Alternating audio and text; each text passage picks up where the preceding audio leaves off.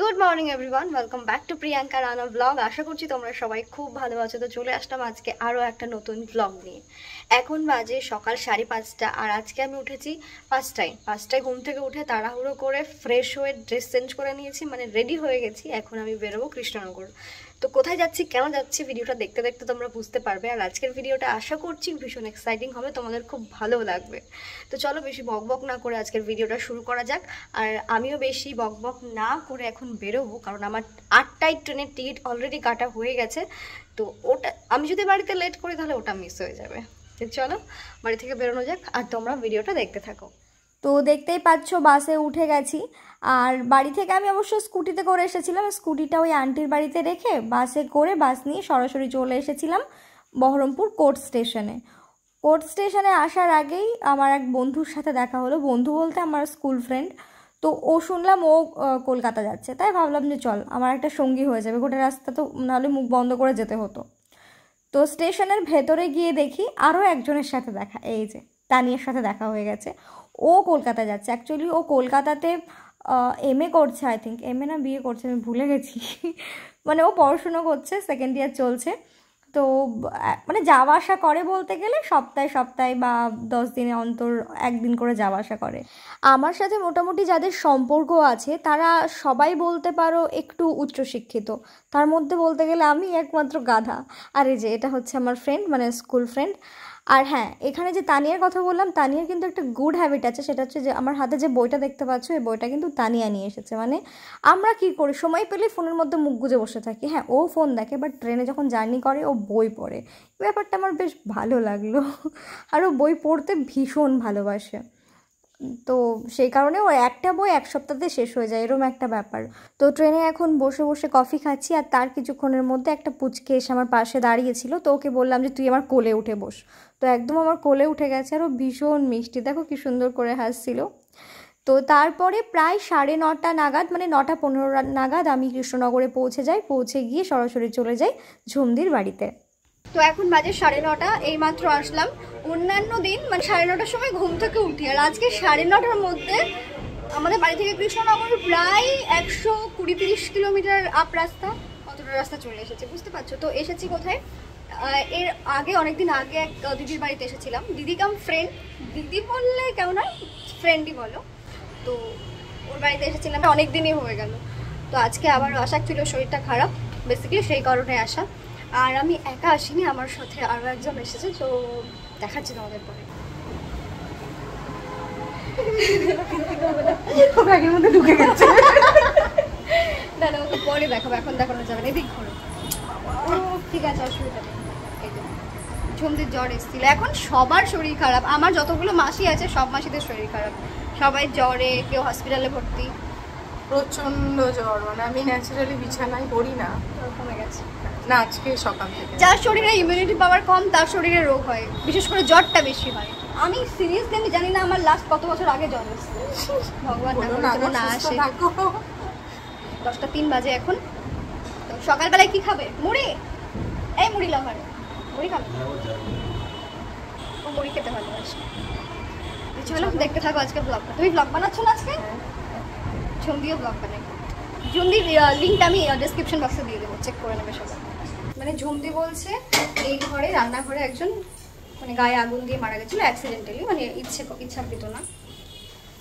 তবে এটা যারা বিশ্বাস করে না এই ব্যাপারগুলো, তারা কিন্তু ভয় খেয়ে যাবে। আমি বিশ্বাস করি না, মারা গেছে আমি তো একাই থাকি। হ্যাঁ, আমি কিন্তু এখন পর্যন্ত কিছু বুঝতে পারিনি, আমার কোনো অসুবিধা হয়নি। এতগুলো মুড়ি একটুখানি গামলায় ঢেলেছে, এবার তুমি মাখাও, আমি পারবো না মাখতে। ও হ্যাঁ, কড়াইটাতে মাখানো হবে, গুড আইডিয়া।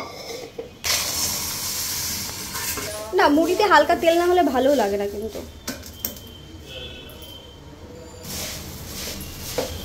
কত মুড়ি মাখিয়েছো, ঠিক আছে। এই যে ধরো, তুমি খাবে? তুমি খাবে আর আমি খাবো। তুমি বেশি খাও। আরে খাও, কিছু হবে না। তুমি চিকেন খেতে ভালোবাসো না মাছ খেতে ভালোবাসো সেটা বলো, মানে ডিপেন্ড করছে নাকি? সেম আমার মতো। হোটেলে কাতলাই পাওয়া যাবে, কাতলা, রুই, চারাপোনা। তো আজকে ঝুমদির বাড়িতে ঝুমদির মাসি আসেনি, তাই রান্নার ঝামেলাটা না নিয়ে ভাবলাম যে বাইরে থেকে খাবারটা অর্ডার করা ভালো। তুমি আমার দিকে তাকাবে না, কেউ আমার দিকে তাকালে আমি বলতে লজ্জা পাই রীতিমতো।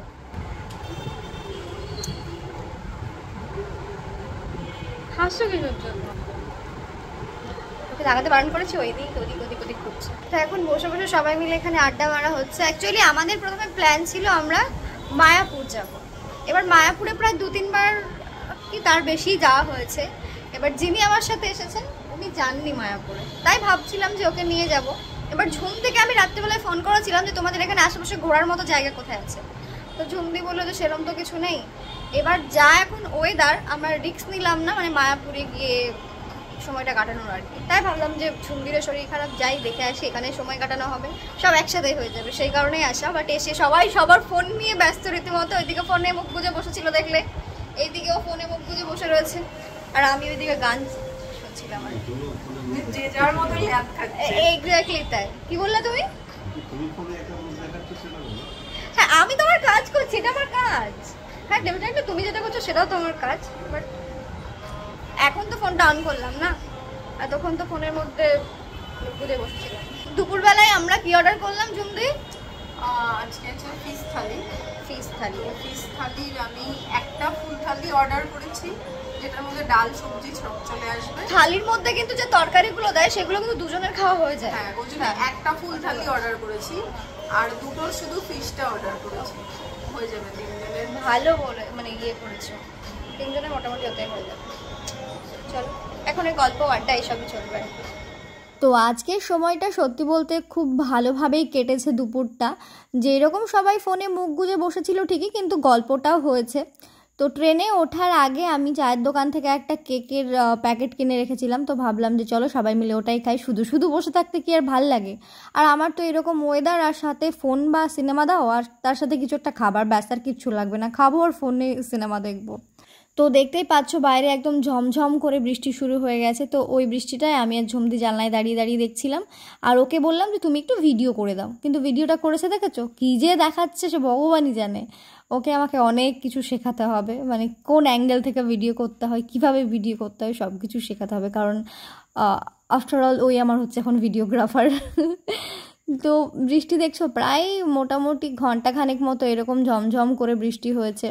তো কি করবো আমরা ভেবে পাচ্ছিলাম না, তাই বাইরে বসে বসে সবাই মিলে একটু আড্ডা মারছিলাম। চোখ মুখের অবস্থা খারাপ হয়ে গেছে বাড়িতে, তোমাকে বলছি। তো সেই তখন থেকে তো বসে বসে গল্প আড্ডা সবই হচ্ছিল। আর ওরকম করবে না তুমি, আমি ভিডিও করতে পারবো না তাহলে। হ্যাঁ অবশ্যই, এতক্ষণ তো বসে বসে গল্প করছিলাম, এই মাত্র খাবার আসলে ভিডিও তো শুরু করতে হবে না, তোমরা বুঝবে কি করে বলো? এটাই হচ্ছে সমস্যা, বুঝলে? কটা বাজে সেটা বলো? 2:57 বাজে। সেই 1টা থেকে ওয়েট করে আছি, খাবো খাবো, এসো এসো, 1টা থেকে বসে আছি খাবো খাবো, খাবার দেয় না। এবার খাবারটা তো হোটেল থেকে রান্না করা হয়েছে, সেই কারণে এত লেট হয়ে গেল আর কি। এই 3 জন একসাথে বসো, 3 জনের খাবার নিয়ে এসো। হ্যাঁ হোটেলের তরকারি এরকমই, তো বাড়ির রান্না মনে হচ্ছে, সুন্দর তো। হ্যাঁ চলো, এখানে ভাত, এটা কিসের তরকারি গরমি? সবজি পটলের, পটল সর্ষে, পটল ভাজা, আর এখানে হচ্ছে মাছের ঝোল আর ডাল। আজকের যে দুপুরের খাবারটা ছিল তোমরা তো দেখেই নিলে দুপুরের খাবারের মেনুতে কী কী ছিল, কিন্তু আজকের খাবারটা সত্যি কথা বলতে একদম বাড়ির মতো ছিল। বাড়ির মতো বললে ভুল হবে, বাড়িরই খাবার, কারণ যে হোম ডেলিভারি করে আর কি, সে বাড়িতেই রান্না করে, বাড়ি থেকেই হোম ডেলিভারি করে। তো রান্নাটা সত্যিই জাস্ট অসাধারণ ছিল। আজকে দুপুরে আমি অনেক দিন পর শান্তি করে খেলাম, মানে এক্স্যাক্টলি পাতলা মাছের ঝোল বলতে যেরকম হয় সেই রকম মাছের ঝোল দিয়ে আজকে আমি ভাত খেয়েছি। আমার তো পাতলা মাছের ঝোল খুব ভালো লাগে। কার কার পছন্দ পাতলা মাছের ঝোল অবশ্যই কিন্তু কমেন্ট করে জানাবে। দারুণ কিন্তু ঢাকছে তোমার মুখটাই পাজাটা দিয়ে, বলো একটু খাবে না? দুপুরবেলায় খাওয়া দাওয়ার পর একটু রেস্ট নিচ্ছিলাম সবাই মিলে। তো ঝুমদিকে বলেছিলাম মিষ্টি নিয়ে আসতে, দই আর মিষ্টি, আর টক দই, আর তার সাথে মিষ্টি কাঁচা গোল্লা, আর এটা কি ক্ষীর পুরি না, একটু দই খাও, টক দই, এটা তো খেতে পারো।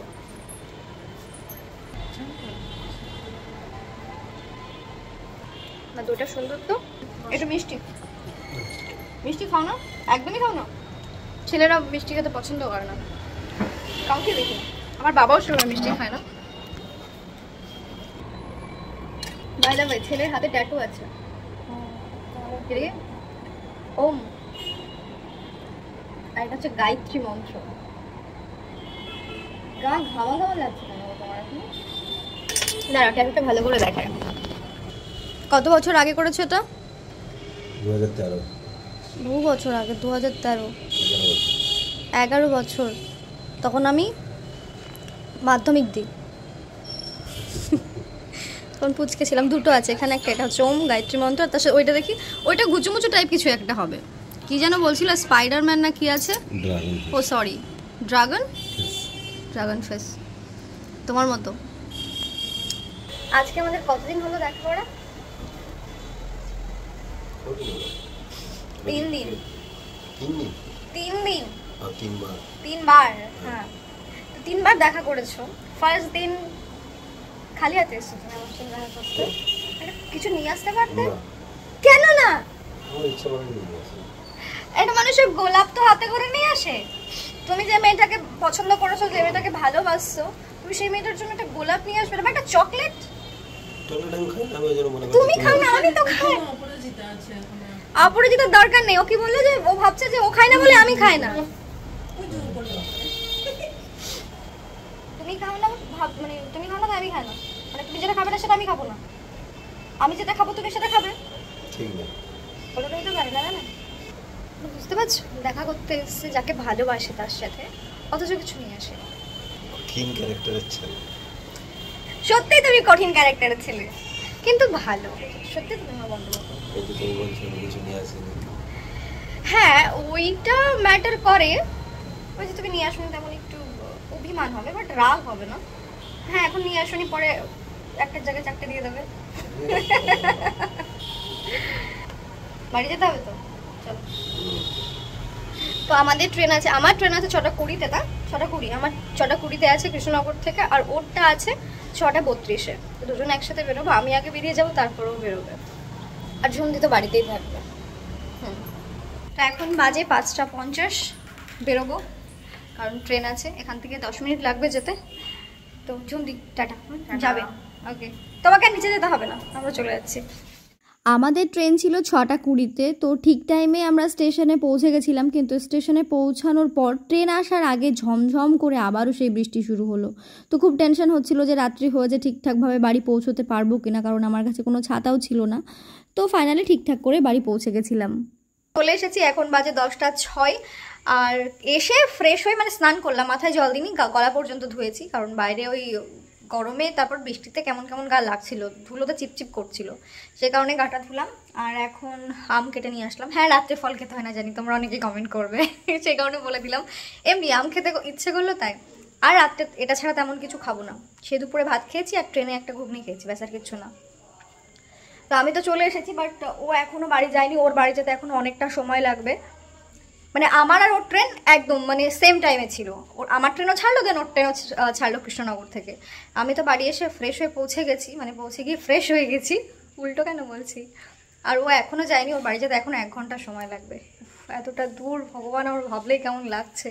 তো ভিডিওটা শেষ করার আগে একটা কথা বলি, কিছু কিছু মানুষ আমাদের সাথে যে ব্যবহারটা করে, ঠিক সেই ব্যবহারটাই যদি আমরা তাদের সাথে করি, তারা কিন্তু ঠিকঠাক করে নিতে পারে না ব্যাপারটা।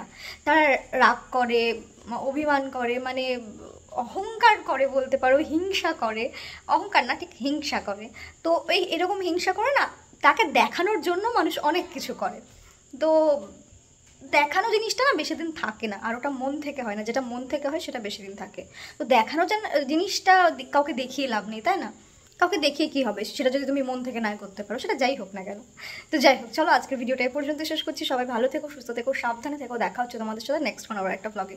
ততক্ষণ পর্যন্ত টাটা।